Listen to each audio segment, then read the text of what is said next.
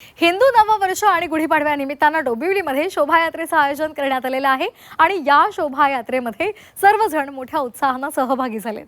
अनेक कलाकार सुद्धा या यात्रेमध्ये सहभागी झालेले आहेत आणि त्याच कलाकारांशी संवाद साधलेला आहे आमच्या प्रतिनिधी प्राची घाणेकर यांनी। पाहुयात। तर झी मराठीवरचे अनेक कलाकार या शोभायात्रेमध्ये सहभागी झालेले आहेत आणि अनेक मालिकांमधले सेलिब्रिटी सुद्धा आपल्यासोबत आहेत आणि आपण त्यांच्यासोबत बोलणार आहोत। कसं वाटतंय त्यांना या शोभायात्रेमध्ये सहभागी झाल्यावर? सुरुवातीलाच दोघांना खूप साऱ्या शुभेच्छा गुढीपाडव्याच्या। कसं वाटतं शोभायात्रा झाल्यावर? थँक्यू सो मच आणि सगळ्यात प्रथम तुम्हाला सुद्धा गुढीपाडव्याच्या खूप खूप खूप शुभेच्छा। शोभायात्रेला आलो आहोत आणि ही माझी पहिली वेळ आहे शोभायात्रेला अटेंड करण्याची आणि झीमुळे ते सगळं पॉसिबल झालं आहे।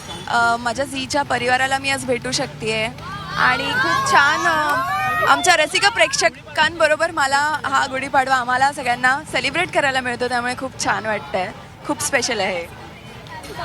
तेच जसं यांनी सांगितलं, सर्वप्रथम तुम्हाला सुद्धा आणि तुमच्या ऑडियन्सला सुद्धा गुढीपाडव्याच्या खूप खूप शुभेच्छा।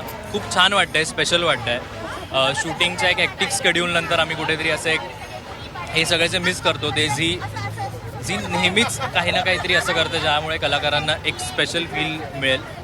सो हे खूप छान वाटतं आम्हाला सगळ्यांना आणि अर्थातच सगळ्या कलाकारांना भेटता येते तर अजूनच छान वाटतं। आणि तुम्ही पण असे सगळे भेटतात, सणासुदीला सगळे छान नटलेले असतात, त्यामुळे अजूनच त्याला 4 चांद सुद्धा येतो। कॅमेरामन सिद्धेशसह प्राची घाणेकर, झी 24 तास डोंबिवली।